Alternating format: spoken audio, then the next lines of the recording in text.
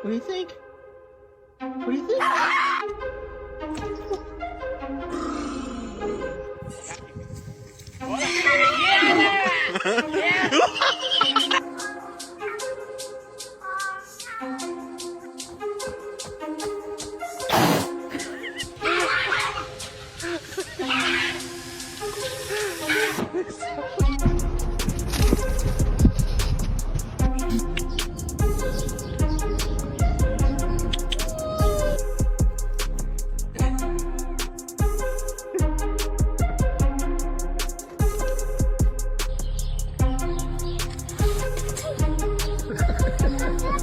Put it next to my dog, and this was her reaction.